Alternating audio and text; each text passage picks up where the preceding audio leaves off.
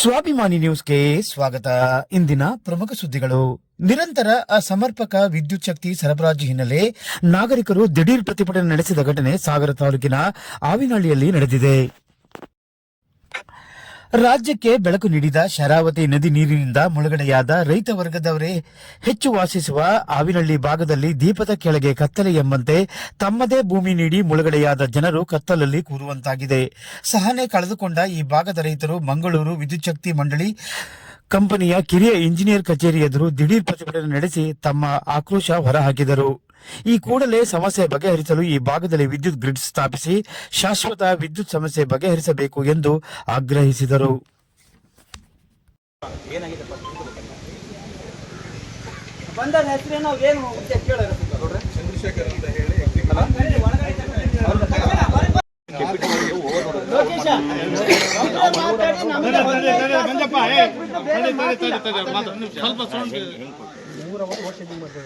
ನೀವು ಹೊಸನಗರ ಟಿಸಿ ಆದಮೇಲೆ 16 3 ಕೊಡ್ತಾರೆ. 3 ಕೊಟ್ಟರೆ ಇಲ್ಲಿ ಸ್ವಲ್ಪ ಲೋ ವೋಲ್ಟೇಜ್ ಬರ್ತಾರೆ. ಹಾಗಾಗಿ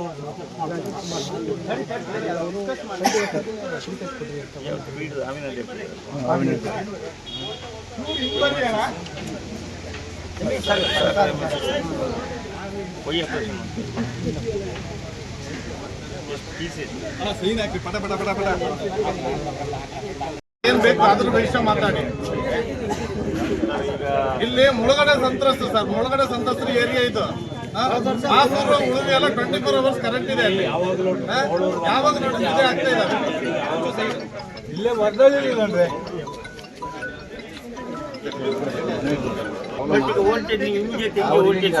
ಏನ್ ಮಾಡ್ಬೇಕು ಈಗ ಮಾಡ್ಬೇಕಂತ ಸರ್ ನಾವು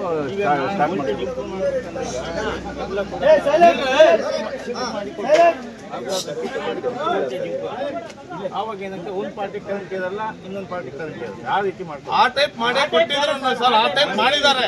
ಈಗ 2 ವರ್ಷದಿಂದ ಅದೇ ಸರ್ ಮಾಡ್ತಾ ಇರೋದು. ಓವರ್ಲೋಡ್ ಆದ ತಕ್ಷಣ ಲೈನ್ ಅಲ್ಲಿ ಚೇಂಜಸ್ ಮಾಡಿ ಕೊಡ್ತಾ ಇದ್ರು. ಆದ್ರೂ ಅದರಲ್ಲೂ ಸಮೇತ ವೋಲ್ಟೇಜ್ ಇಲ್ಲ.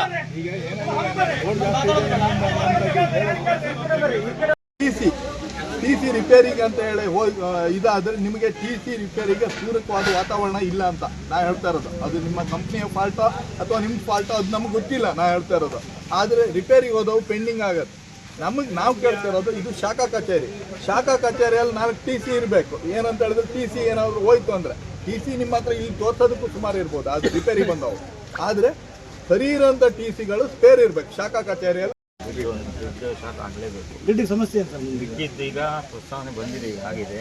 ಅದು ಬೇಗ ಅದನ್ನು MLA ಒತ್ತಡ ಹಾಕಿ ಬೇಗ ಮಾಡಿಸ್ತೀವಿ. ಜಾಗ ಸಿಕ್ಕಿದೆ, ನಮ್ಮದೇ ಮೆಸ್ಕಾಂ ಸೈಡ್ನಲ್ಲಿ ಆಗುವುದಂತೆ ಸೇಲ್ ಬರಲ್ಲ, ನಮ್ಮ ಅಂದಾಜು ಬರುತ್ತೆ. ಹಂಗಾಗಿ ಬೇಗ ಮಾಡಿಸ್ತೀವಿ. MLA ಸಾಹೇಬರು ಮತ್ತು ನಾವು ಒತ್ತಡ ಮಾಡ್ಸೋದು ಬೇಗ ಆದದ್ದು. ಈಗ ಇದು ಹರಿದ್ವಾರ ಚಾರ್ಜ್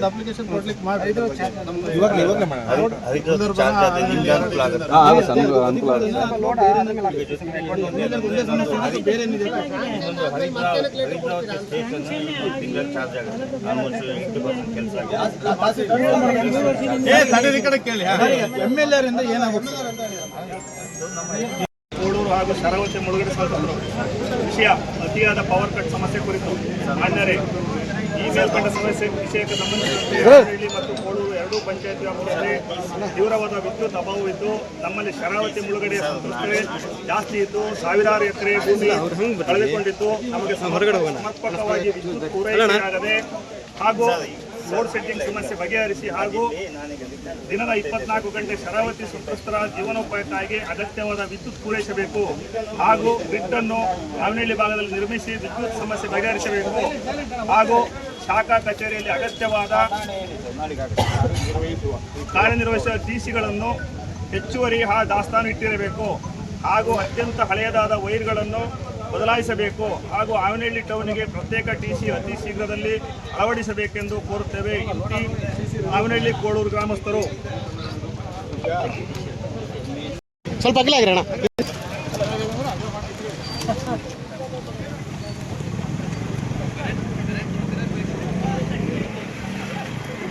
ಈಗ ಏನು ಪ್ರೆಸೆಂಟ್ ಈ ಸಮಸ್ಯೆ ಹೆಂಗೆ ಅಂದರೆ ಈಗ ಎರಡು ಶಿಫ್ಟ್ ಮಾಡಿ ಔಟಿಂಗ್ ಎರಡು ಕಡೆ ಶಿಫ್ಟ್ ಮಾಡಿ ಸಪ್ಲೈ ವೈ ಆಪರೇಷನ್ ಮಾಡಿ ಕೊಡಬೇಕಾಗುತ್ತೆ. ಜೊತೆಗೆ ಇನ್ನೊಂದು ಕೆಪಾಸಿಟರ್ ಬ್ಯಾಂಕನ್ನು ಹಾಕಿ ತಕ್ಕ ಮಟ್ಟಿಗೆ ಸದ್ಯದ ಮಟ್ಟಿಗೆ ಇದು ವೋಲ್ಟೇಜ್ ಸಮಸ್ಯೆ ಬಗೆಹರಿಸ್ಬೋದು.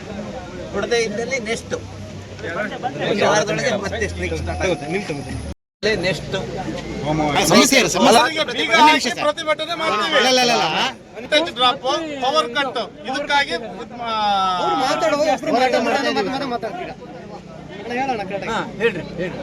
ನಮ್ಮಲ್ಲಿ ನೀವು ಕೂಡ ಇವತ್ತು ಆಮನಹಳ್ಳಿ ಹೋಬಳಿ ರೈತರು ಒಂದಿಷ್ಟು ಎಲ್ಲರೂ ಅಲ್ಲ, ಒಂದಿಷ್ಟು ಸ್ನೇಹಿತರು ಮಾತ್ರ ಸೇರಿ ಬೇಕು ಅಂದ್ರೆ ಭಾಳ ಜನ ಕೇಳ್ತಿದ್ರು. ಅದು ಆಗಬಾರ್ದು, ಮುಂದಿನ ದಿನದಾಗ ಸರಿ ಮಾಡ್ಕೊಳ್ಳಿ ಅಂತ ಒಂದು ಮನವಿ ಕೊಟ್ಟಿದ್ರು. ಇನ್ನೊಂದು 3 ರಿಂದ 4 ದಿನದೊಳಗೆ ಸರಿ ಮಾಡಿ ಕೊಡ್ತೀವಿ ಅಂದರೆ ಅದಕ್ಕೆ ನಾವು ತಾತ್ಕಾಲಿಕವಾಗಿ ಒಪ್ಪಿಗೆ ಕೊಟ್ಟಿದ್ವಿ. ಮುಂದೆ ಅವರು ಸರಿಪಡದೆ ಹೋದರೆ ನಾವು AIB ಬಂದು ಮುಂದಿನ ತೀರ್ಮಾನವನ್ನು ತಗೊಳ್ತೀವಿ. ಮಂಜಪ್ಪಗೌಡರು ಅಲ್ಲಿಂದ ಲೆಟರ್ ಕೊಟ್ಟರು, 5 ವರ್ಷ ಅದನ್ನು ಬಗೆಹರಿಸಿದ್ದಾರೆ. ಮತ್ತು ಈಗ ಇವರು ವೋಲ್ಟೇಜ್ ಡ್ರಾಪು ಮತ್ತು ಪವರ್ ಕಟ್ಟು ಎರಡನ್ನೂ ಜಾಸ್ತಿ ಮಾಡ್ಕೊಂಡು ತೊಂದರೆ ಕೊಡ್ತಾ ಇದ್ದಾರೆ. ಅದು ನಮಗೆ ಸರಿಪಡಿಸ್ಬೇಕಂತ ಇವತ್ತು ಇಲ್ಲಿ ಮನೆ ಇದು ಮಾಡಿದ್ದೀವಿ. ಇದು ಸಾಂಕೇತಿಕವಾಗಿ ಆಗದೇ ಇದ್ರೆ ಮುಂದಿನ ಹಂತದಲ್ಲಿ ಕಚೇರಿಗೆ ಬೀಗ ಹಾಕಿ ಮುತ್ತಿಗೆ ಗ್ಯಾರಂಟಿ.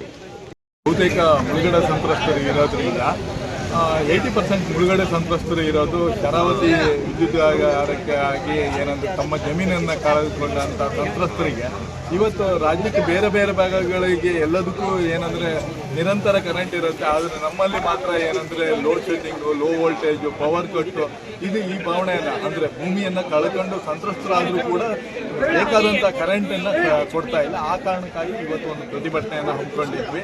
ಇಲ್ಲಿಗೆ ಶಾಶ್ವತ ಪರಿಹಾರ ಅಂತ ಹೇಳಿದ್ರೆ ಆವಿನಹಳ್ಳಿ ಭಾಗಕ್ಕೆ ಗ್ರಿಡ್ ಆಗಬೇಕು. ಆ ಗ್ರಿಡ್ ಆದಾಗ ಮಾತ್ರ ಅದು ಶಾಶ್ವತ ಪರಿಹಾರ ಸಿಗುತ್ತೆ ಅನ್ನೋಂಥದ್ದು ಇದು. ಮತ್ತು ಈಗ ತಾತ್ಕಾಲಿಕವಾಗಿ ಇನ್ನು 4 ದಿನದ ಒಳಗಡೆ ಏನು ಲೋ ವೋಲ್ಟೇಜ್ ಇದೆ ಆ ವೋಲ್ಟೇಜನ್ನು ಬಗೆಹರಿಸಿ ಅಗತ್ಯವಾದ TCಗಳನ್ನು ಮತ್ತು ಬೇಕಾದಂಥ ಪೂರಕ ವಾತಾವರಣವನ್ನು ಸೃಷ್ಟಿ ಮಾಡಿಕೊಡ್ಬೇಕು. ಮತ್ತು ಇನ್ನು 1-1.5 ತಿಂಗಳ ಒಳಗಡೆ ಗ್ರಿಡ್ಡಿಗೆ ಏನು ಬೇಕೋ ಆ ಗ್ರಿಡ್ಡಿಗೆ ಚಾಲನೆಯನ್ನು ಕೊಟ್ಟು ಅವರು ಕಾರ್ಯೋನ್ಮುಖರ ಆಗಬೇಕು. ಅದಾಗಲಿಲ್ಲ ಅಂದರೆ ಮುಂದಿನ ದಿನದಲ್ಲಿ ತಾಲೂಕು ಮಟ್ಟದಲ್ಲಿ ದೊಡ್ಡ ಹೋರಾಟವನ್ನು ಮಾಡ್ತೇವೆ ಅನ್ನೋಂಥದ್ದನ್ನ ಎಚ್ಚರಿಕೆಯನ್ನು ಕೂಡ ಕೊಡ್ತಿದ್ದೇವೆ. ಆದರೆ ಇವತ್ತು ಈ ಎಕ್ಸಿಕ್ಯೂಟಿವ್ ಇಂಜಿನಿಯರು SC ಅವರ ಒಂದು ಮಾರ್ಗದರ್ಶನದಲ್ಲಿ ಇವತ್ತು ಸಂಪೂರ್ಣ ಭರವಸೆಯನ್ನು ಕೊಟ್ಟಿದ್ದಾರೆ. ಭರವಸೆ ಕೊಟ್ಟಿರೋದ್ರಿಂದ ನಾವು ಪ್ರತಿಭಟನೆಯನ್ನು ಹಿಂದೆ ಪಡೆದಿದ್ದೀವಿ. ಅಂದರೆ ಅವರ ಒಂದು ಅಹವಾಲನ್ನು ನಮ್ಮದು ತಗೊಂಡು ಅವರು ಸಂಪೂರ್ಣ ಭರವಸೆ ಕೊಟ್ಟಿರೋದ್ರಿಂದ ನಾವು ಇವತ್ತು ಪ್ರತಿಭಟನೆಯನ್ನು ಹಿಂಪಡೆದಿದ್ದೀವಿ. ಆದರೆ ಮುಂದಿನ ದಿನದಲ್ಲಿ ಕೊಟ್ಟಂಥ ಭರವಸೆ ಈಡೇರದಿದ್ದರೆ ಮುಂದಿನ ದೊಡ್ಡ ಮಟ್ಟದಲ್ಲಿ ಹೋರಾಟವನ್ನು ಮಾಡ್ತೇವೆ ಅನ್ನೋಂಥ ಎಚ್ಚರಿಕೆಯನ್ನು ಕೊಡ್ತೇವೆ.